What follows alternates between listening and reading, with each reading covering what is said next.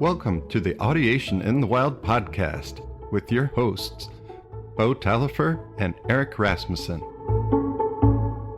Episode 12, Response to Listener Question and Jazz Curriculum Building. Okay, so thanks for tuning in today. In this episode, we're going to respond to a question that was posted in a Gordon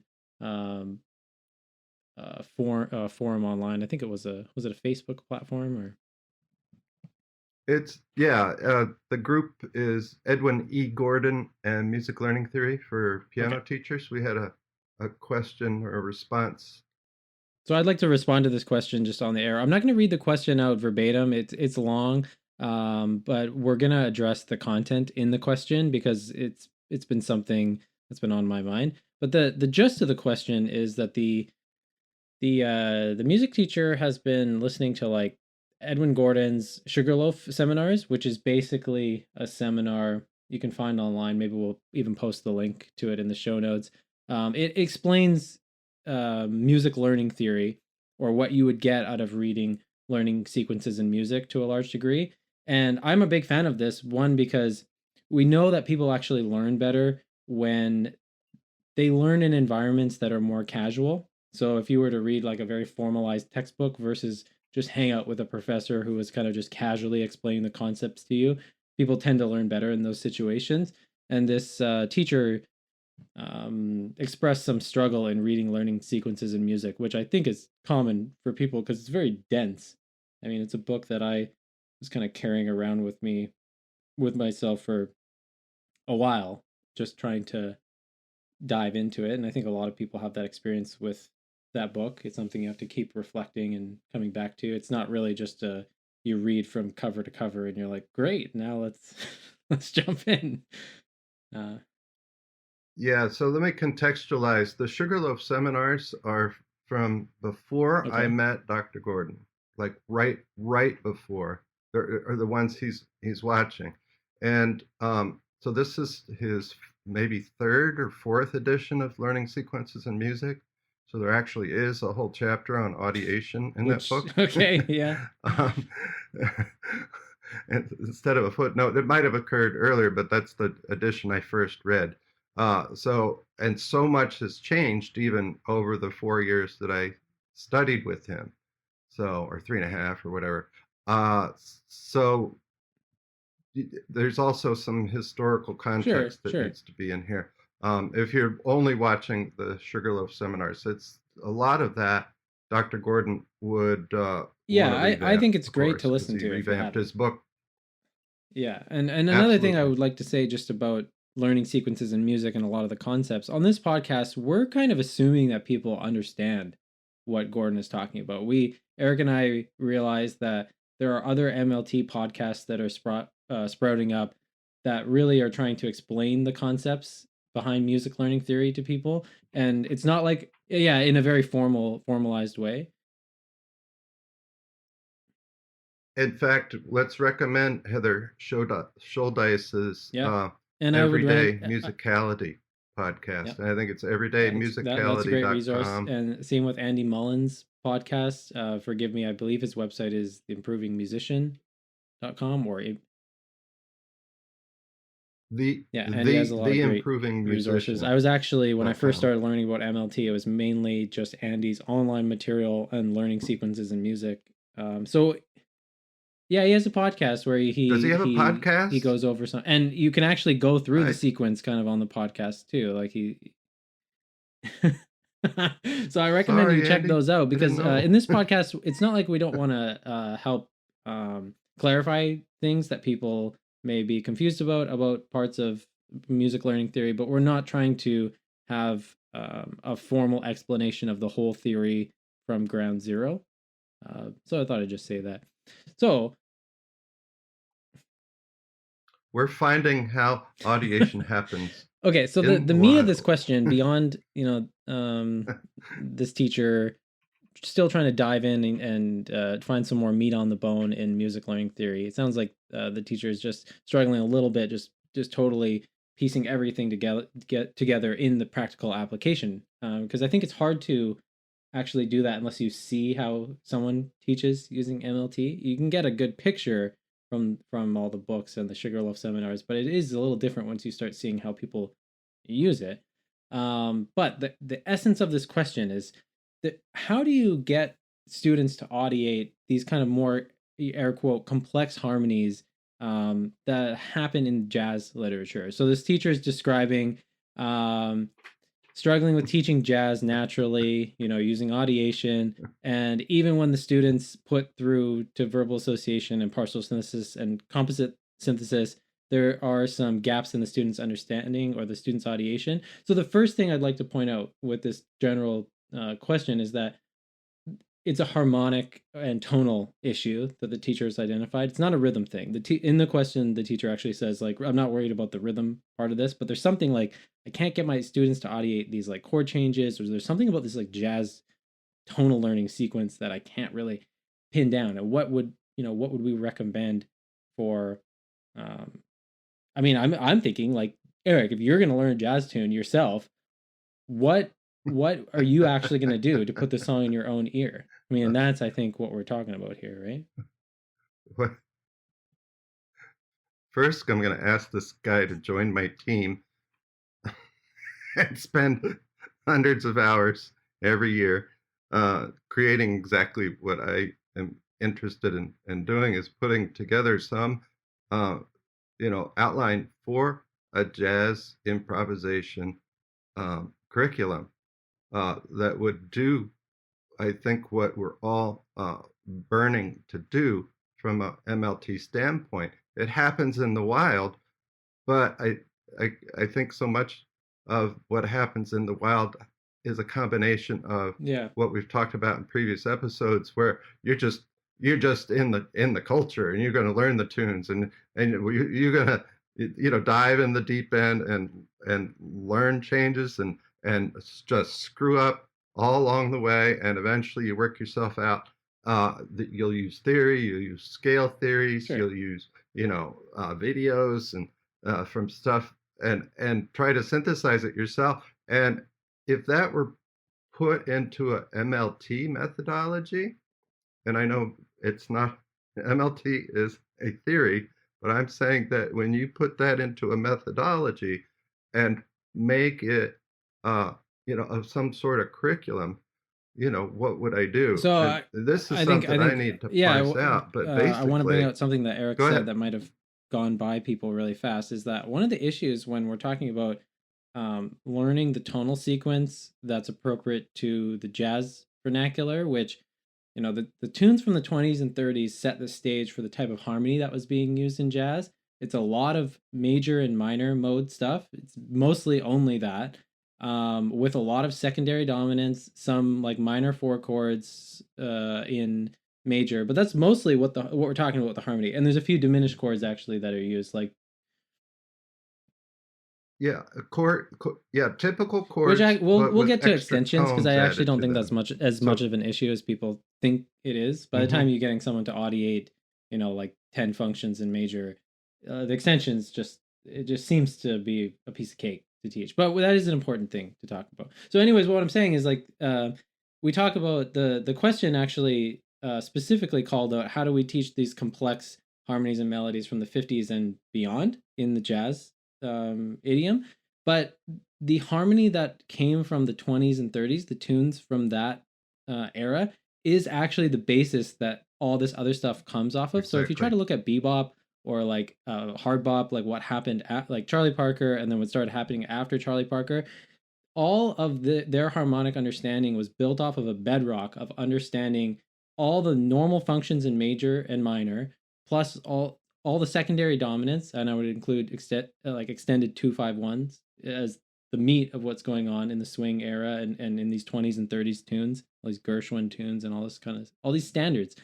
And there's a couple other things like the minor four chord and major and the diminished three chord or diminished off the flat three in major is ridiculously common in this era too. Which so what we're talking about here is I think what the questioner is trying to get at is this is a modified learning sequence because this sequence is not something that Gordon spells out in music in learning sequences in music, but it is the sequence that needs to generally be followed if you're trying to get a handle on this. So, Sure, sure. so I got to interrupt. It's the same learning sequence. I think the only thing that Oh, really exactly. changes is Yeah. the content. So there's content learning sequence, and then there's oh my god, I'm having a brain fart, and and skill learning. Sorry, skill. Oh So my the gosh, tonal learning skill. sequence, This is the things 101 you have to stuff. I'm do to go stuttering on. through the sequence Skill. stay the same. You're There's doing skill oral, learning. oral, you're doing verbal association, you bridging if you want to. That's the skill Yeah, learning. that's But what I'm talking about is the that's skill content we're learning putting into that sequence. But sequence. what we're talking So, about? Yeah. because if you look at what's recommended in learning sequences in Mm-hmm. music, Gordon even says like, I think we should start with 1 and 5 in major and minor, just because I mean it's so common in this Western culture. But there might even be a case to be made for starting with a different tonality if you're more acculturated to it, or with different functions in different orders. And I think that that's a valid thing to. Yeah. Yeah, you could. I would actually go back and establish to going to answer your question, what would I do to get stuff? Mhm. First of all, I would teach the blues in a very traditional MLT way, and then um, and maybe do. And this would only happen after you've done other songs that have tonic dominant subdominant in it.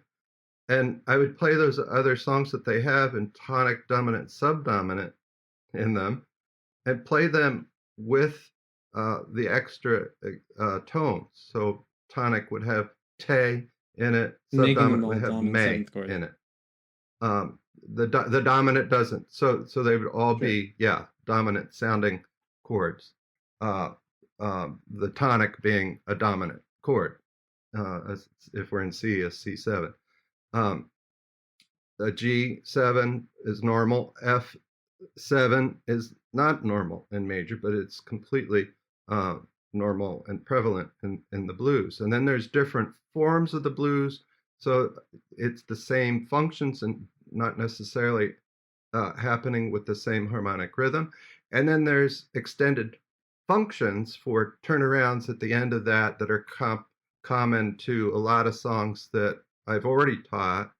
So I would lay foundation of tunes that lead, because I work with early childhood, and by the time kids are 5 or 6 in my class, I hammer the blues in them, and once they understand it, I start The messing blues with is it. very Oh, important. you know this from that tune, and I start to I just plug in a different turnarounds, or plug Uh-huh. in, the 4 chord on the second bar, or add uh, extended tones on the dominant sometimes, and take away the flat sevens on some of the chords and do the major sevens, Or you or can do a minor blues, major right? You could nines, do all. some more typical at that's at the same time, or not simultaneously, but yeah, always doing what something is to what something is not, and comparing this turnaround to that turnaround, and comparing this blues to that blues, and finding out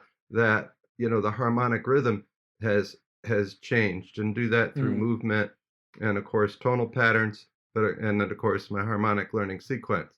um, so once you've got a bedrock of that, then what are the tunes that include more So secondary this dominants is that the are where it in becomes jazz very literature? And difficult this is to what I'm. map out something that's very systematic and that grows in a very achievable way. Because what happens is you go from being able to play, blues, which is just 1, 4, and 5 in either major or minor, and maybe in major we're using these extensions. But what happens is all of a sudden you crack open a standard that just has like 2 5 1s all over the place. There's like 2 5 of 3 all over the place. Or even the standard that's relatively simple, like Autumn Leaves, it's 2 5 1 to the major, 2 5 1 to the relative minor, or however you want to say it. And you can learn the song with that. But Yeah. still, there's a lot of functions there. Like 2 5 1 in major, that's 3 functions. To 2 5 1 in minor, that's 3 functions. And that's as vanilla basically as you can get Autumn Leaves. There should be a 4 chord in there somewhere too. But now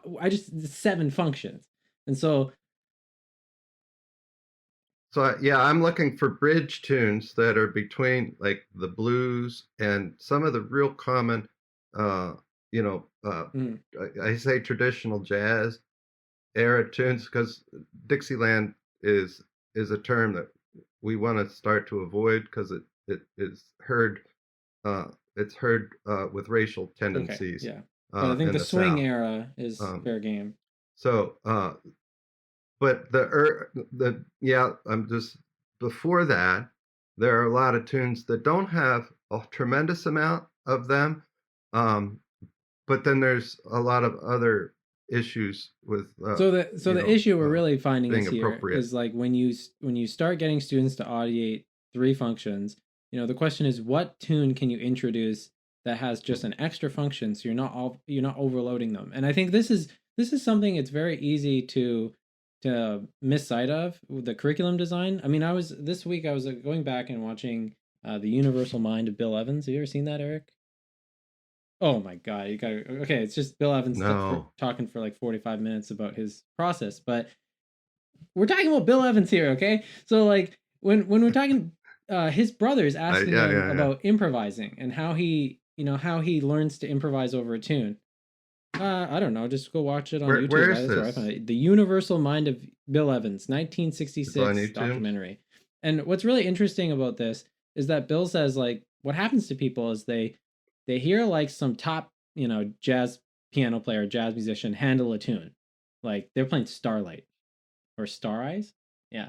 And Bill plays it and he improvises over it. And he's like, the problem that happens here though is that when you listen to a top like player play over this, they're doing things that are absurdly advanced. And so what you try to do is you try to copy what they're doing, but you're essentially breaking any kind of dependable learning from a foundational point. And so Bill's recommendation is like, don't worry about playing crazy solos. Go back and play something that you can actually audiate and that is satisfying. And he never uses the word audiate, but you can tell this is what he's getting at. He's like, play something that's honest, that you have control over, that you can build off. And that's his recommendation. And, to start really, really simple, play things that outline the changes, play things that you can audiate, play things that you can control, that then can be built into more advanced things.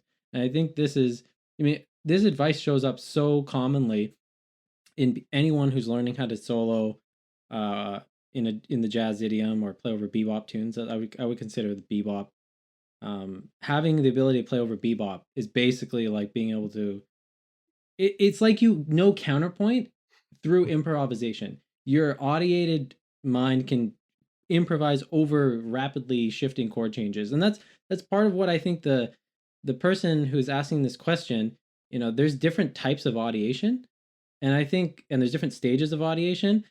This what I feel like this question, it's not just how do we get our students to play changes. I think it's never said anything in this question about improv, but I really think what this person wants is how do I get my students to the point where they can play over changes, not just play changes, not just play chords and play chord changes, but actually improvise over them intelligently through audiation in a way that makes sense. And that's an advanced type of audiation. Yeah, so the bottom line is tremendous amounts of oral, of course, um, where oral goes beyond doing tonal patterns and having kids sing tonal patterns. We're talking about oral where you put on some Louis Armstrong, the hot fives and hot sevens, and play those tunes. Learn those tunes orally. Put on, Coleman Hawkins, some he's kind of pre bebop and he starts to make that transition into bebop. And Lester um Young and those kind of any of the there's pre-bebop got to be players. the Yeah. early, yeah, the Billie Holiday, Lester Young. um and really anybody that tickles your funny bone, go for that. And I would use Rand Blake's uh uh, appendices to pick up, tunes that are from his playlist or his list of performers Hmm. that he strongly recommends. and I Oh, for take those sure. recommendations pretty seriously. Well, I think bass lines Um, too, right? Like, yeah, if he's a you're always going beast. on about root melodies, or most people will think about, but like, trust me, guys, if you can't Yeah, yeah, improvise a rhythm on the original bass line of the song, good luck improvising over it. It just doesn't even make sense. Like, you have to be able to do that. right. So yeah, so yeah, play the melody, get the melody down, and you might play it exactly the same Hmm. style, exactly the same way that you're hearing it on off of a CD or off of a cut recording. Yeah. But then play around with it yourself, and noodle around and go through imitation, go through yourself, uh, you know, really random response, maybe purposeful response, and find stuff that works. And it just takes time. And all these jazz musicians that are really any good, This is a I mean, very, what do they so practice? 4 hours a this day. is Four such an hours a important day would point. be Like, if the you think warm of up. guys like You Bill know, Evans, Charlie Parker, like, we even know Mozart spent an obsessive amount of time learning counterpoint. So we're talking about people whose aptitude is obviously just ding, ding, ding, like topped off everywhere, right? These people are having to practice these things for 15 hours a day, 10 hours a day, right? So this is obviously not an, oh, they're, and they're yeah, severely bordering obsessive motivated. in most cases. But I think that should be brought into the equation too, because if you show your student a jazz song, and then they can kind of imitate on their instrument or maybe sing some of the bass lines, and they can verbally associate with solfege syllables or pitch letters some of the stuff that's going on in the bass line, and then you're kind of wondering, well, why can't they just like improvise over these changes? It's because it's not enough. For sure. You just don't have enough listening vocabulary, and you don't have enough oral, you don't have enough tunes in mind. And to me, and Bo and I have talked about this, Dr. Gordon used to talk down about lick learning. And I think the reason was, and is appropriate, um, because you would hear artists play Exactly. licks over everything. Uh, but if those licks are embedded in your ideation so strongly, playing off and around those licks are really no different. That licks are nothing more Exactly. than So smaller there's three people that songs I or can think smaller of. tunes. And so I think there's Yeah, yeah. absolutely I no mean, I want to reason. touch on this more because this point I think is Go very ahead. interesting. But there's three huge names in my mind that advocated not learning licks as a way to learn how to solo: Gordon, Barry Harris, and Gary Burton. So those are like three pretty big names, right? Like, Gary Burton was like, no, no, don't learn licks, just like understand what you're doing and then improvise based off of like the either the scale or the tonal pattern. But like, if you actually follow not what people say to do, which I think this is an interesting distinction, don't necessarily follow what someone says to do. What's actually happened in the past? Where did Wes Montgomery learn how to play? From listening to Charlie Christian. Where did Pat Metheny learn how to play? From listening to Wes Montgomery and copying the licks. So like, and this is another thing that Hal Galper talks about, the great piano player. You learn the licks like you would learn a tonal Yeah, pattern or you learn a melody. It's not like you're soloing. You're like, yeah, right here, that Charlie Parker lick would go in. That is not what we're talking about. You need a wealth of vocabulary in yeah, your subconscious kind of operating underneath what you're doing. And this is one of the reasons why if I'm actually trying to learn a standard or just a tune, and I'm really trying to get it down, I will download like 10 versions of the song. I will just put it on a playlist. I'll While I'm laying in bed, I'll listen to like, all these different versions of the same song. Some of them start popping out to me. Like, I listened to Mulgrew Miller's version of the Yardbird Suite, and I was like, after you listen to like five other people play that, oh, damn, oh this well, guy can yeah, audiate this song. And then, just start taking little parts of the improvised solos that resonate with you. So you don't necessarily have to learn a whole solo, but if there's like one lick, like I also noticed, like, man, Chet Baker on that song, like, was just, it's absurd. And oh so, if yeah. there's a lick that stands out to you, just like learn it. I I would Oh learn yeah. tunes that he sings. Like they're to me they're so well phrased. He's an He's a underrated monster player too. vocalist Like, for he is, sure. some of the stuff he's playing on that. Yeah, but his Same with, I was vocals listening to, so are Yardbird Suite just is the piece sweet. I've been working on. I've been doing the bass line and listening to, but Stan Getz, man. Stan Getz solo on that It was absurd. I Mm-hmm. was like, and Stan Oh, Getz is a yeah. great example of, if you just have a strong awareness of, apparently all Stan Getz really thought about was the basic triad, like air quote basic. But I mean, and then he filled other things in with his ear, right? But the question of like, I think the question of extensions is often overcomplicated, and I can see why Gordon didn't necessarily do a lot of research into extensions. But I think there's a bigger issue. Like if I could teach someone to audiate either 145 with extensions, or just a ton of functions, 145 plus a ton of other functions without extensions, I'd go with the more functions than the extensions, because it's actually not that hard just to add more Yeah, tones onto it. for And sure. certain functions are easier to add extensions to and all that. But I wouldn't really worry too much about that. It'll kind of happen as you get more saturated, or your students get more saturated in it.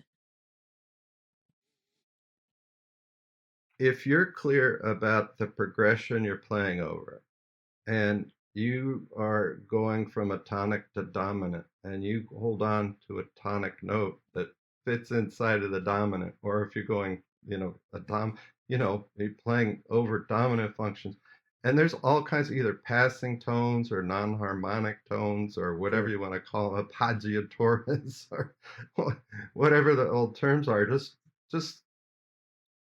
just certain tones that don't necessarily fit inside the function, but create a new sonority. Tonic with major 7/9 or sharp 11 or what have you. That those things happen naturally as you're soloing, playing around inside of a tonality, being very aware of exactly what the functions are. And of course, I always emphasize this, when the function changes. So you're not reacting to functions changing, you're creating the So functional what change in Eric the said is line and so direction of important. your playing. And I What think Eric just that's said a is super that's a big important. thing. The ability to audiate when the change is coming is usually what's going to screw up people's audiation when they're trying to improvise. Is that then that's why you have to learn to sing the bass line, or play the bass line at least, because if you can't lay the bass line down or the root melody, you don't have an awareness of the form of the harmonic changes. I mean, Hal Galper talks about this as forward motion, and so his concept is that we tend to think of beat one as the first beat in the bar, but if I go da na na na na na na na na, that last note, if you're thinking theoretically, feels like beat one of a next bar, but it's actually the resolution point of the whole phrase. So it's like when you're playing with this kind of forward motion, you're always audiating the next change that's coming, and so your phrases lead into the next change. It's not like you're going, okay, I'm on a one chord, bum bum bum, now I'm on the four chord, bum bum bum, now I'm on the five chord, bum. They all kind of they all kind of link together, and that's another reason why, let's say you can audiate 1, 4, and 5, you should learn to play a ton of songs that use the functions you can audiate in different orders for different harmonic rhythms and different lengths. Because I mean, just because you can audiate the blues that using 1, 4, 5 does not mean you can audiate another song that has the same functions in a different order for different harmonic rhythms. They're totally different, like, tasks for your mind. Once you do it enough, your brain starts getting pretty powerful at generalizing. But I think that's another part of this that you have to. So learn melodies, learn root melodies, learn licks. Scale work isn't necessarily the best thing, but eventually that also will just come out of the process of what you're doing, because people play scales all the time. Find me a Mozart Well, this is concerto part of the doesn't forward have motion a thing, though, is that scale, once you know and the tonal and patterns and you can hear the so harmonic weight of where you are in the harmony, the scale tones actually just, I mean, one of two things happen. They feel like they're just connecting chord tones, or they actually just feel all like yes, extensions. So like if I they're not technical. Scales are not technical licks Yeah, for and I mean use that's kind over of the only chord beef I changes. have with Let's say like that. chord scale theory, which is the way a lot of people learn to improvise now, where you have a chord chart in front of you and you say, okay, this scale goes with that chord, this scale goes with that chord, this scale goes with that chord. One of the reasons this often doesn't work is because what use is it to know what scale goes over what chord when you can't even audiate the harmony? It isn't useful. Once you Yeah, can audiate the harmony, yeah, and then it starts to get yes. useful. You're like, oh, I can add these extra tones. But to me, like, if you say you can play a C major scale over a C chord, the C major scale, it doesn't really sound like a scale. It just sounds like all chord tones over the C chord, right? Like the What's F sounds like a tension. Yeah, I play a C major score, Yeah, C major scale over an F chord. What's wrong with that? This is right. You there's so it, right. So you might want the technical sure. facility that scales give you, as long as you're audiating. So let's back up and slow down. Learn a melody, learn the bass lines, learn them right of these standard tunes. And I'm compiling a list, and I want as much help across the universe as I can get to give me like the tunes that may be the most basic ones. Avalon is one that comes to mind because tonic dominant dominant. No, it's dominant. It's a tune that starts on dominant, dominant tonic, and then there's some basic 5 of 6 and stuff later, uh, as you get toward the end, but it's Mhm. not that far out. Um, but so learn a melody, learn the bass lines, play the functions, triadically, uh, over that to help you.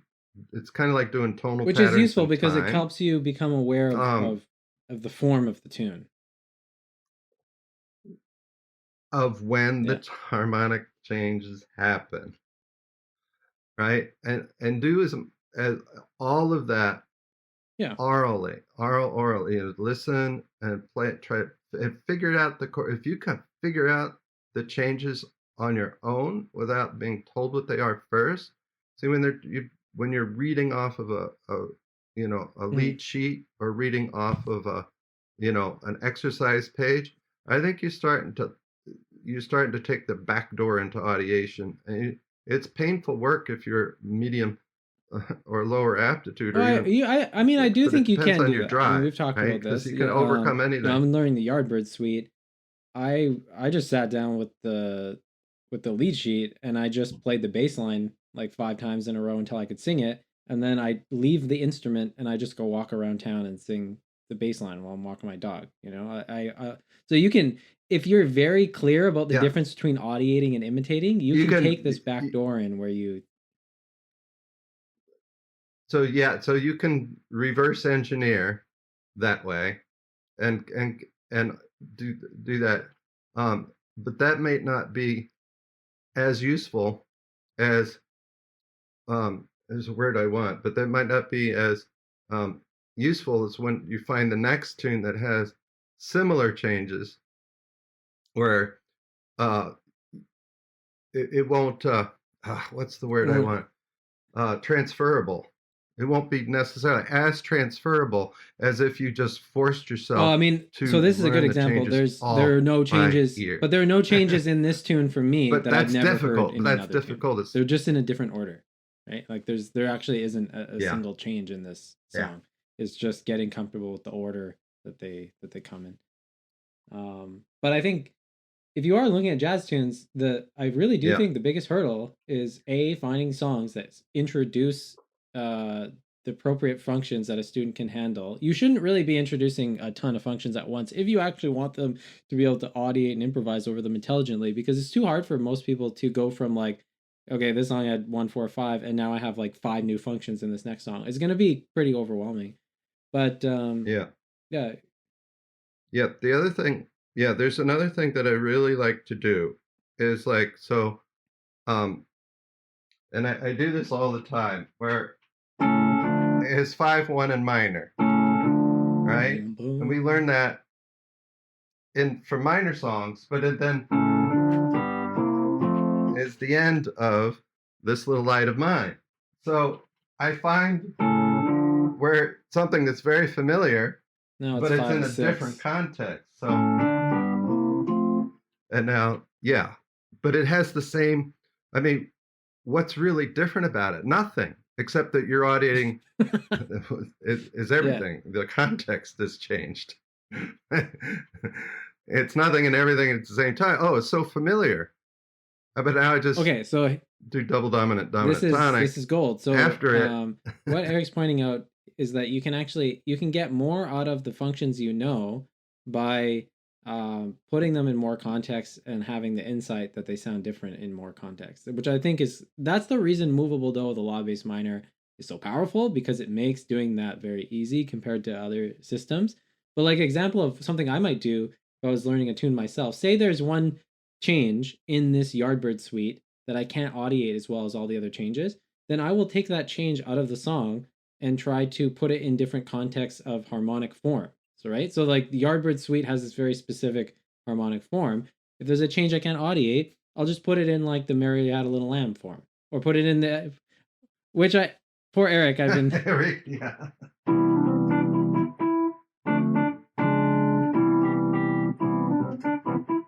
You know what I was playing around with the other day? I was doing Rhythm one, one, substitution. one diminished one, which sounds like 1 1 5 of 5 1.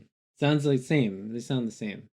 But anyway, so that's another All context you right. can change, I'm is not that if gonna. you're having trouble knowing when the change happens, but you seem to be able to actually sing the tonal pattern and sing the bass line, you might actually just need to practice that function in more contexts. And in this context, I'm saying I'm not even changing the tonality. I'm just changing song form, and that's why the blues can be super useful for this. Because if student knows the basic blues, and then you start to teach them a 2 5 1, because they can already audiate 5 and 1, and you just want to add 2 5 1, you just start adding a 2 5 1 right before the blues starts. And the blues, I think, is a perfect vehicle for this, because it can be almost infinitely harmonically finessed. So no matter where you are in your harmony journey, you can use the blues as a form to add the new functions that you're learning to audiate, and put it in there. You can put tritone subs in there. You can put crazy turnarounds, 3 6 2 5 1, all this kind of ridiculous stuff. 3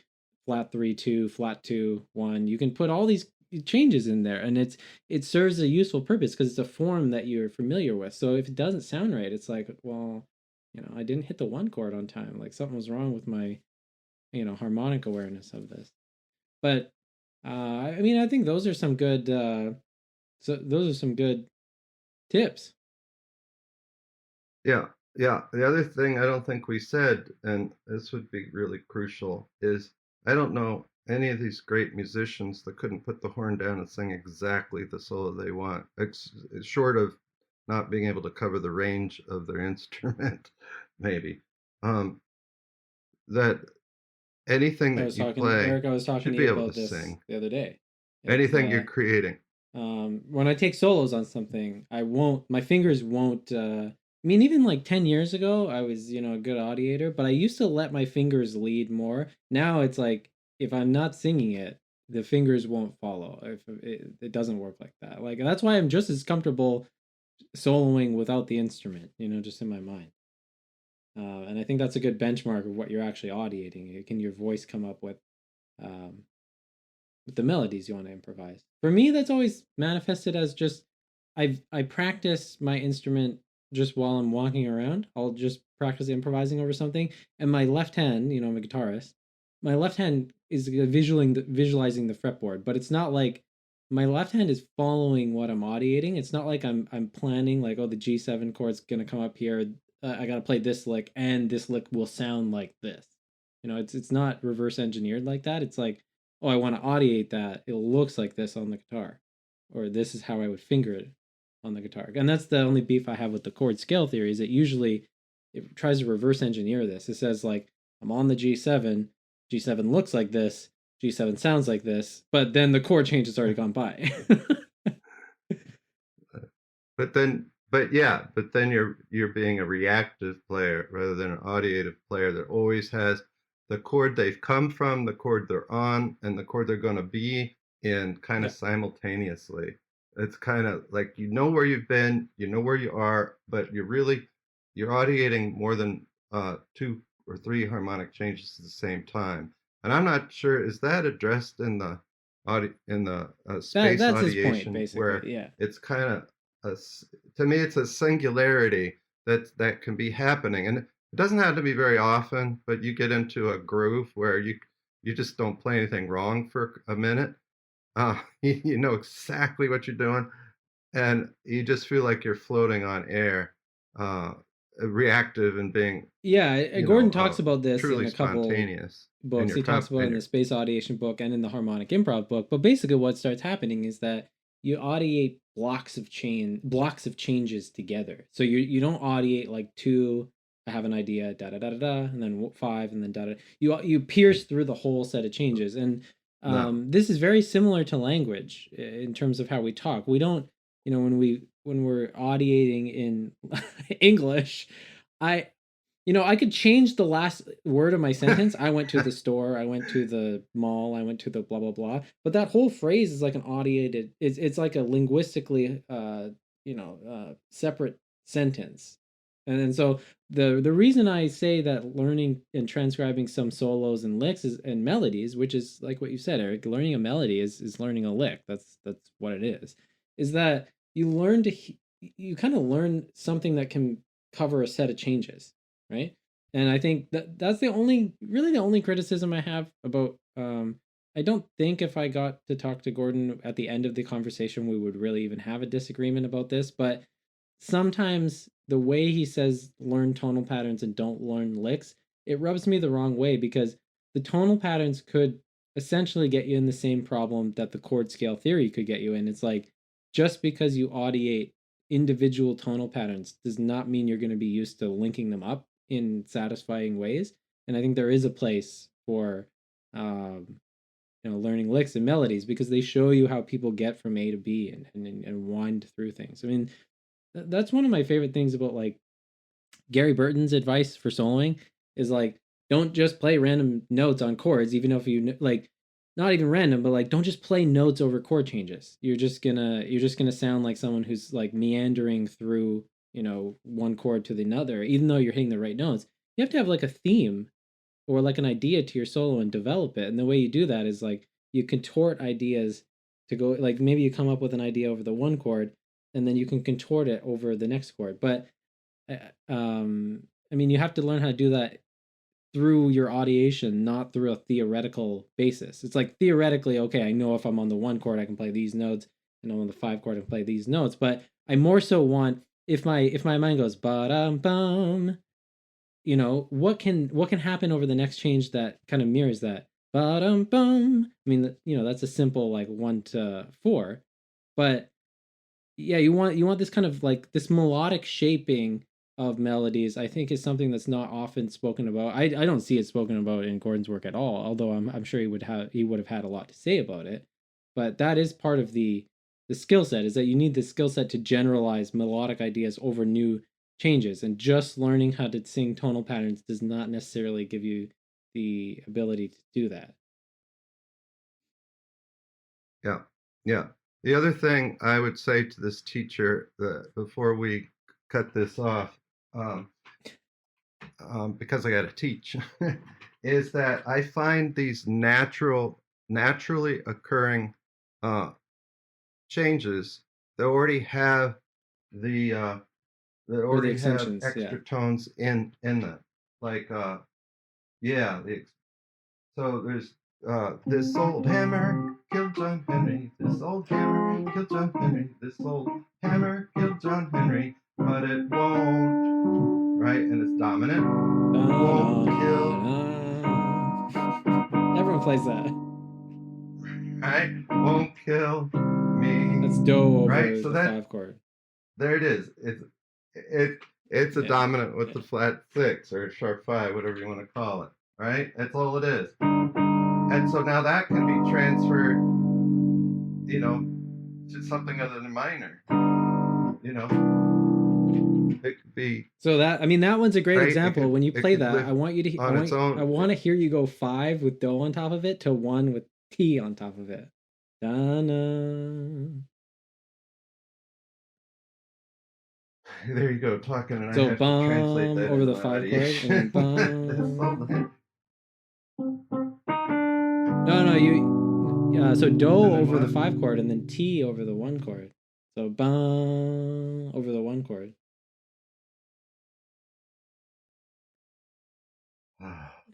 No, don't T over the Do one over chord. the one Do chord. over the five chord. T over the one chord. Do over the five chord. So I'm thinking like ba na na on the 5 chord in minor, right?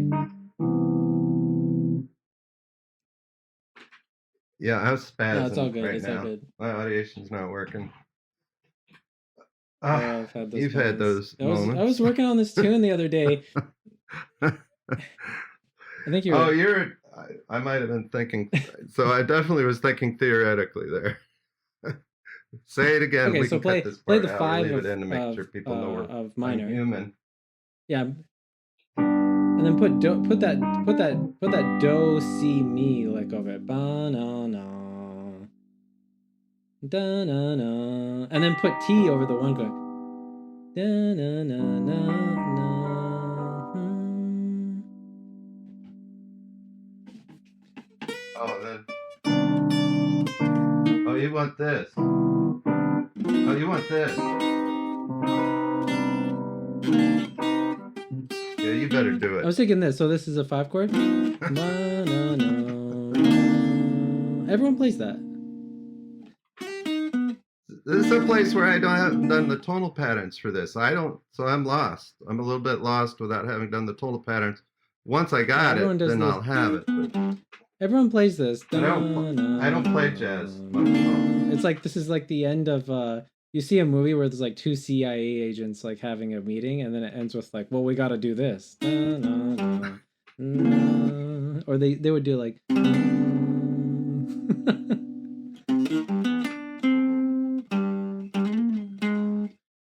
yeah. No, just hear you the only reason I said that is because you played something that reminded me of all that, right? So I heard you play do over the 5 chord. And then it reminded me of all that. Like as soon as I Yeah. heard that. Yeah. And I don't hear it Okay. as do over the 5 chord anymore. I think that's my problem. It's just ingrained in the tune. I just know the tune. I don't have to think about it. I have no, like, it's so hard. What I'm Well, playing no, is I so mean, part of an I audiation I don't think of it like in that. I'm that saying it tune like or that any time. because I'm trying to use tonal solfege with you. I think about it as E flat over a Yeah. G7 chord. That's what I'm thinking right now.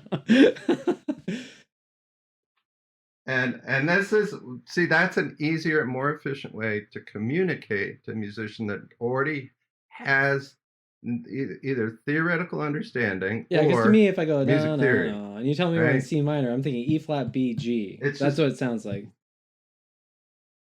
it's, we don't talk that way. We just don't talk that way to each other. It's so much easier to just talk theoretical. Um, because we're talking in language. You're telling me about music in language, and that's all theoretical understanding is, or music theory is. It's all language based, and language based is the farthest thing you Well, can sure, get you're from right. I mean, I could audiation say it's an based. augmented triad starting on E flat going down. Uh, then I'm cool Yeah, because that's yeah. how I But it's was funny trained because back in some college. people train like that. They And they actually learn to audiate that stuff while they're being taught all the theoretical labels, and then most it seems like most don't, right? and I just think we would get further along if they were taught MLT based.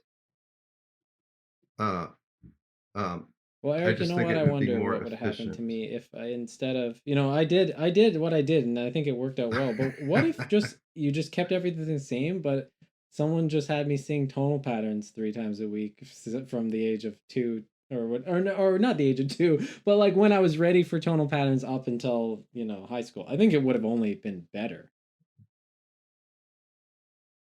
Yeah, no, I'd have you still I be went listening through. to I, Alan I Halsey. went through. I moved to Victoria for a year, and I think all I listened to was like Holdsworth and Steve Vai for like for months on end. A lot of Oh, geez.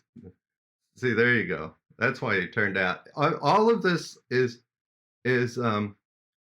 sure. conjecture at some level, but we're trying to synthesize um, what I think there's a common interest in, and because it comes from a guru, say like you know whoever, whether Gordon Sure, sure. considered the guru or Pat Metheny, the way they learned and the way he learned and the way there's commonalities But that I I mean, to think get we're back to trying the to circle audiation and around in wild this thing though, that podcast. that lick that I just played And that I had you sing, like where did I get that? I got that from I heard like 10 different people play that same lick. And then later on I learned to associate it with the function, right? I mean, it came from the sure, listening vocabulary. yep. Eventually, when you're learning improvisation, you're at the generalization and higher levels of learning, right? These are all inference level learning, and all you can do is guide the student. The student has to learn it himself or herself. So um, there's the drive, and then there's the aptitude, and then there's the person who's guiding you through, um, you know, guiding you through what be appropriate for you to improvise. But I think at the more fundamental level, sing these bass lines to these common melodies that don't have serious changes, add some more changes, add more tunes, make sure you're in, both tonalities that you're comparing. I did play that Mary Had a Little Lamb, right where I did that to a kid last week, and then I did the same thing, and I said, "Tell me if this is the same or different."